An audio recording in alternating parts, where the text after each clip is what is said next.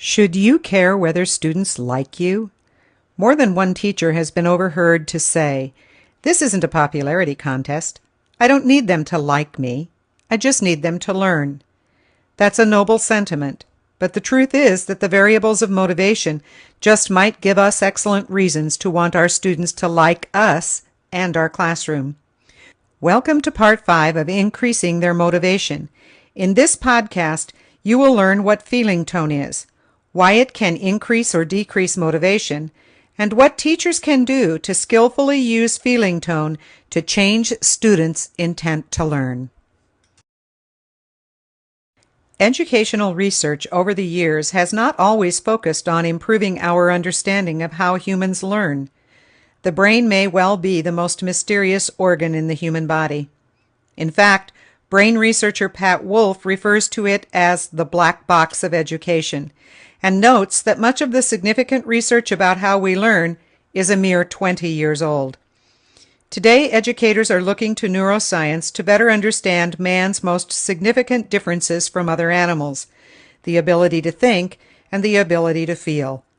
Wolf says this is important and necessary work. She says, "Another reason for educators to study the brain is that it is the focus of their daily work. Saying we do not need to understand the brain in order to be able to teach is like saying that a physician need not understand the body in order to treat it. In fact, the better we understand the brain, the better we'll be able to educate it."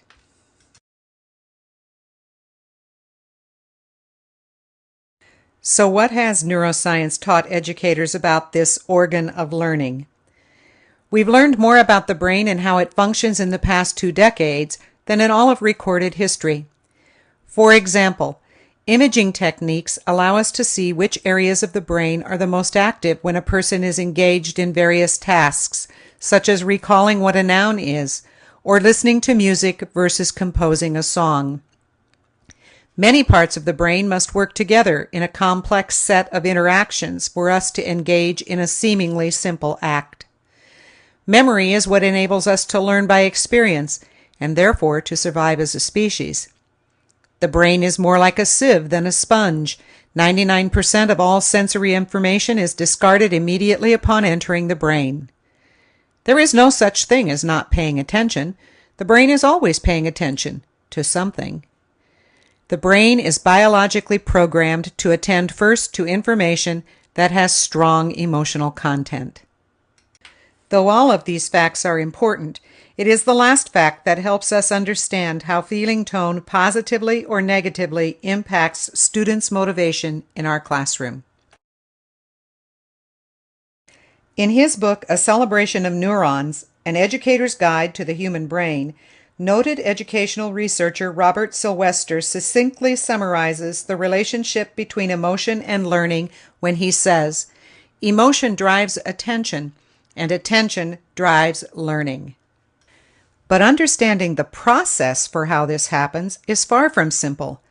In her book, Brain Matters, Translating Research into Classroom Practice, Pat Wolf says, emotion is a double-edged sword with the ability to enhance or impede learning. She describes 2 very different roles that emotion plays in human response and learning. At the most basic level, the brain helps us to survive. Wolf tells us the brain looks for emotional information that signals danger and reacts protectively to it. She says the brain is constantly scanning the environment, sifting and sorting incoming information to determine what to keep and what to ignore. Emotional information it recognizes as dangerous or threatening triggers the fight or flight response that is essential for survival of the individual and the species.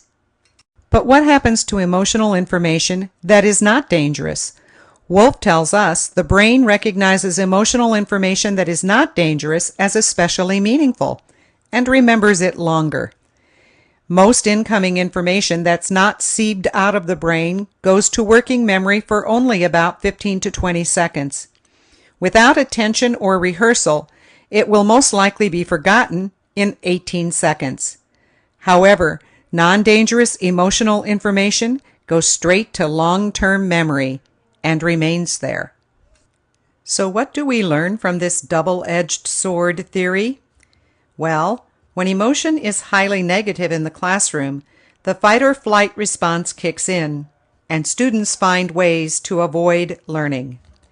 When emotion is positive in the classroom, students not only want to learn, but they also learn better, and the learning lasts longer.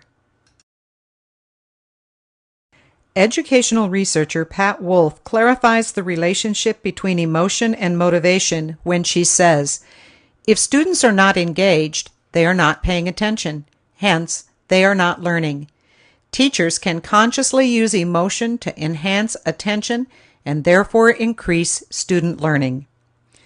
Her idea that teachers can control the impact emotion has on learning is not new. In the 1982 book Mastery Learning, Madeleine Hunter identified a variable of motivation called feeling tone. She said, "Feeling tone is the teacher's deliberate decisions to say or do things that make the learning climate feel positive, neutral, or negative in order to control students' intent to put forth learning effort." According to Hunter, feeling tone exists on a continuum ranging from positive to negative with neutral in between. A closer look at this continuum provides some explanations of how each of the three feeling tones impact motivation. Positive feeling tone increases motivation. Students want to put forth more effort to learn if they find the learning situation, the facility, the relationships, or the content, for example, pleasant. In the process, they feel positive about learning, especially if they sense that they have a high probability of achieving success. Neutral feeling tone creates no change in motivation. Students feel no need to change their level of effort to learn if they find the learning situation, the facility, the relationships, or the content, for example, to be neutral. They feel little or nothing about their effort remaining status quo. Negative feeling tone can increase or strangle motivation. Students feel forced to change their level of effort to learn if they find the learning situation, the facility, the relationships, or the content, for example, negative. However, as a result of being forced to change, they either feel stress that may make them avoid the teacher or the content in the future, or they slow down or even stop learning. So what should you expect to find in classrooms where these three very different feeling tones exist? In a classroom where there's a positive feeling tone, you should expect to find challenging, achievable content, a supportive teacher, a safe and enriched environment, a sense of humor, positive student relationships, respect, the needs of the students being dignified, and collaboration ruling the day. In a neutral feeling tone classroom, you might expect to find unchallenging, achievable content, a disinterested teacher, a safe but sterile environment, no sense of humor, neutral student relationships, neither respect nor disrespect, the needs of the students being immaterial, and isolation as the rule rather than the exception.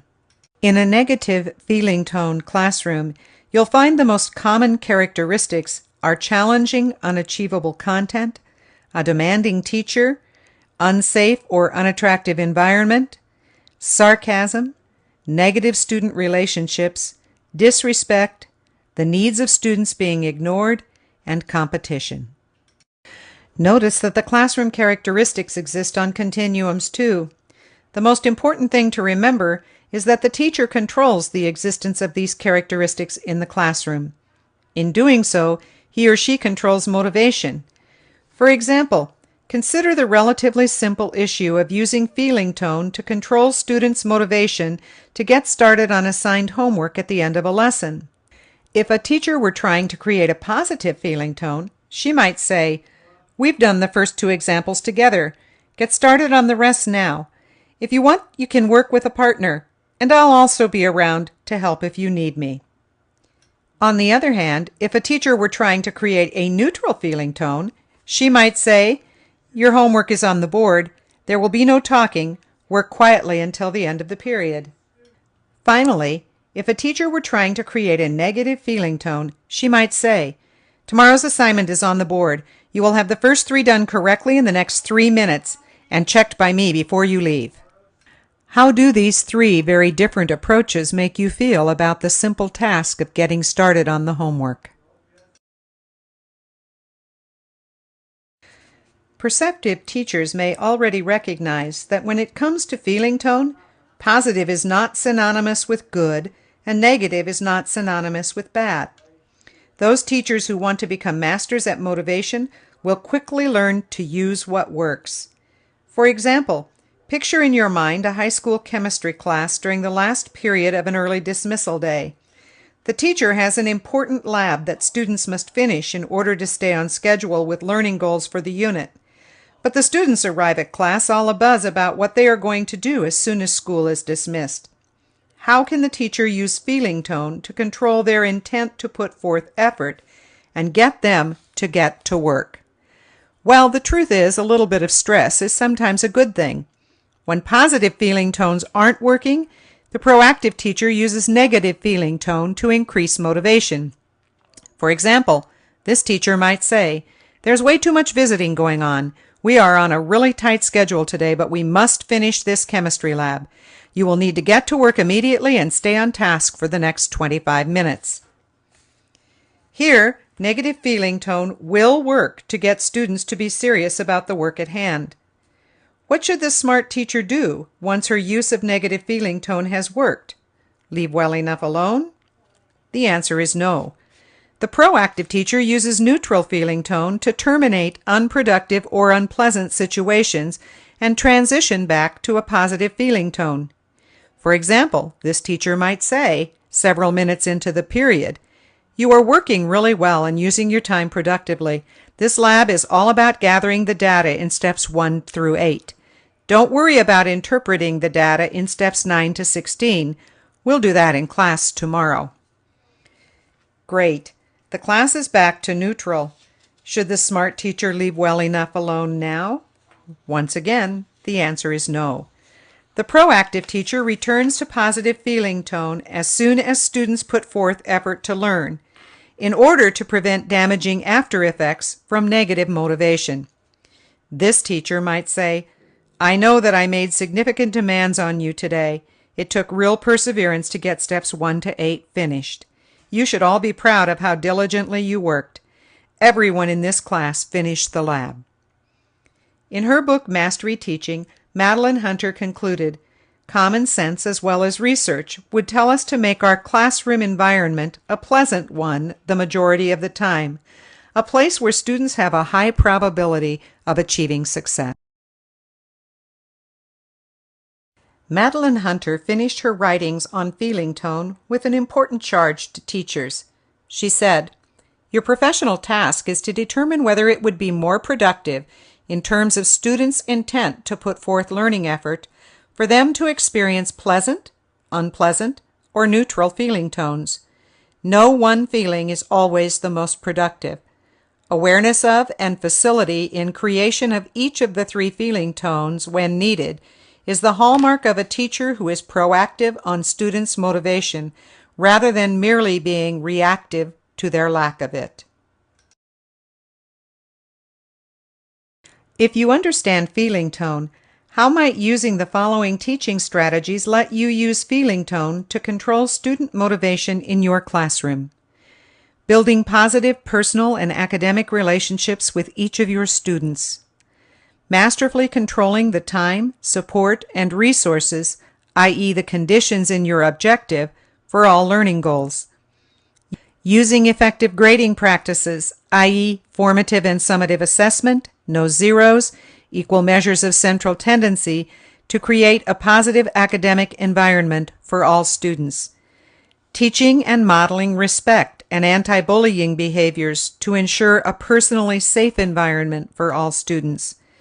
Using active participation and effective teaching to the objective behaviors to assure that all students have maximum support during the learning process. Creating an invitational, enriched classroom environment where all students want to learn and can learn. Using humor, but never sarcasm, to take the pressure off of difficult learning times. Simple suggestions like these tell you how you can control feeling tone in your class. What have you learned? If you can answer the 5 questions on this concept test, you are well on your way to understanding how you can use feeling tone to increase motivation and student success.